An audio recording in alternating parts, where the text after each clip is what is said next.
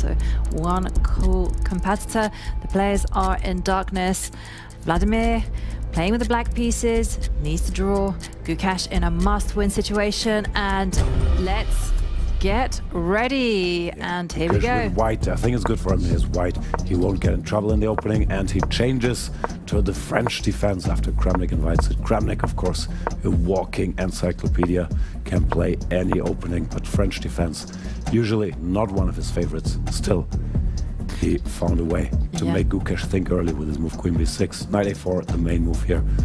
But I'm very surprised Gukesh went to e4, because I don't think these e4 positions are his natural habitat. Queen d2, rare move, pawn sacrifice, very aggressive like Gukesh. It is, and Gukesh allowing it. Now the rook must come to... Does it come? It comes to b1, right? And then you jump in with a knight to b5. Queen takes a2. I think Gukesh might have mixed up the lines here. This is not the position where you do this. I think he confused it with c takes d, knight takes d4, and then queen b6. Vladi outfoxed his young opponent in the opening yet again. Well, but of course, far from over. For now, it's 2 pawns. The knight fork, knight c7, king d8 doesn't do anything, because the rook on b1 is also attacked. And it looks like Gukesh has really messed up early here. Well, Gukesh having a think. He is 2 pawns down, and now, well, his clock is under 4 minutes. Also gave up his time advantage. Yeah, this has not gone well. Rook c1. Not the move you're dreaming of making, but at least now he's threatening the fork. Kramnik sidesteps with the rook. He might as well just throw in that check just to make the black king uncomfortable, and then return and say, hey, I've taken away your castling rights. And taking a look at the heart rates, because that's such an interesting fact. Vlad around the 134 mark, whereas Gukesh, in comparison, was around 100. And, well, throws in bishop e2, getting ready to castle. And, well, it's just 2 pawns down. He is just 2 pawns down. Not an ideal situation. Bishop to b4 could maybe force the queen exchange, and this is borderline hopeless already. He might win 1 pawn back on a7, but even then he's left with a horrible endgame.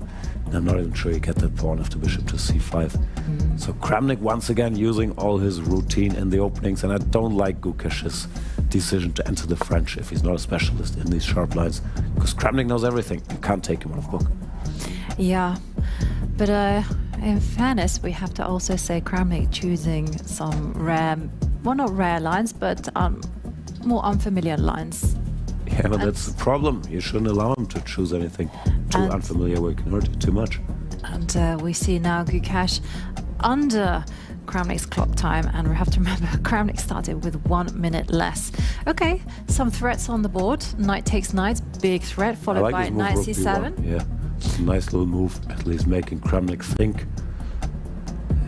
And Kramnik looks rattled for the first time. His position is completely fine, he can just castle. But yeah, he took a moment there. He did.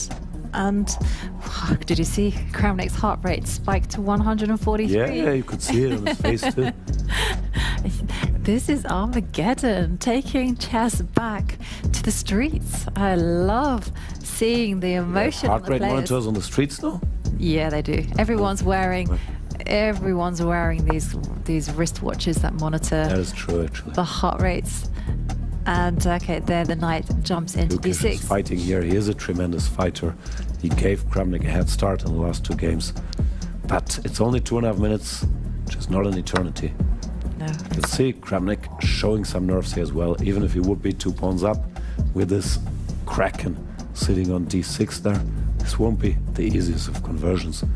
Gukesh fighting very, very well. Yeah, I completely agree with you. The position is not easy for black on account of this bad French bishop. Bishop's parked there on c8. It's not getting out so easily. Kramnik's wondering which piece to take, or if he can ignore it and just play a move like pawn to b6. But he does take the knight, decides it can't be tolerated, and gives a pawn back on a7 in order to activate his rook. Probably a good practical decision. The knight threatens to jump into e4, giving a check. Okay, the king comes forward. And now b6 played. Now Well, I like the way that Gukesh is playing. You know, he's creating maximum discomfort to Kramnik. Now the rook is threatening to take the pawn, and Kramnik, ooh, he doesn't even defend it. That's... he's counterattacking as the d6 pawn, but he has to calculate. If the rook takes the pawn now, Kramnik takes the white pawn. Maybe there are some questions to be asked, although I don't really see it. Looks like Kramnik still has it under control.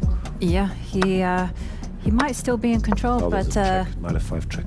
there is a knight Or f... rook b7, both work. But what worries me is the clock time, because the position is still sufficiently complicated for things to go wrong in the ensuing pandemonium. And Kramnik, well, he's now under 2 minutes. Gukesh very practical, of course he understands he's in trouble, but he's making moves quickly, giving nothing easy. Yeah, I love how he's fighting here, he's such a tremendous player. And can he make a move like rook f7? And do we see Kramnik? Happens, but he has to give one pawn back. And although white is in a must-win, doesn't mean that black has to get checkmated. White can just continue playing, and Kramnik has to complete the game within the 1 minute he has. So this is not easy at all yet. No, not easy at all. And there we see Kramnik go forward with his pawns. He's trying to force an equal situation. Gukesh could have taken the knight on c4 now, but he prefers to keep a little tension, even though that means he's worse. And, well, he has ideas of playing rook a7, and there we see it. And Kramnik, Oh, c2. you can see Kramnik, his hands start shaking a little bit. Now the threats are appearing. Okay, he overprotects his rook. I like this decision. Don't invite any complications. Play safety chess. And Tough spot for Gukesh. Probably he should keep his g-pawn, advance it 1 square, but then Kramnik could simplify further. Good move. It is a Gukesh good has move. to keep putting pressure. Make a move. You're worse. You should at least keep the clock in check. Well, he still has a time advantage over Kramnik, and Kramnik also taking time out to make space for the king. Too slow. I know I keep saying this, but that's because they keep playing so slowly. Now, moving the rook back. Ooh. And Gukesh Now he's speeding keeping up. all the pieces on the board, and still Nice move. it doesn't matter about the quality of the moves here. It's just about the simplicity, the ease of play, and Kramnik picking up the pawn on c3. And now he has 28 seconds to see whether he can hold this position or... Oh, bishop d4, nice move, blocking of the knight. And bishop b5 picks it up. He's blundered, and Gukesh is gonna win the knight. And I believe the game. And So much drama, but probably Kramnik felt like, okay, the hard work is done. There, he didn't place his pawn too precisely. Keeps pressing the clock, and Gukesh says you can't do that. Is he calling over the arbiter? Yeah, it's the second time Kramnik did it, and Gukesh, I like that he's standing up for himself. He's saying, you can't keep throwing the pieces around. Please do something about it.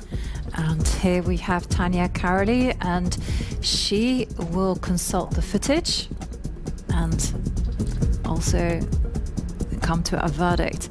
So Gukesh, as Jan's saying, is claiming that Kramnik has made 2 infringements. Yeah, we've seen it, but I'm not sure what's happening. Looks like the arbiter said, okay, continue, leave me alone. And Gukesh still with a big advantage here, because he does have more time, and now he also has the extra bishop. Yes, but take a look. He has to be careful to keep his pawn, and Kramnik keeps not exactly hitting the squares. Oh, bishop takes there. bishop. Okay, now the job is easy for Gukesh does it. What a comeback after being 2 pawns down. But you could see it a little in the making. Kramnik kept spending time, and Gukesh kept making good practical decisions. It was really a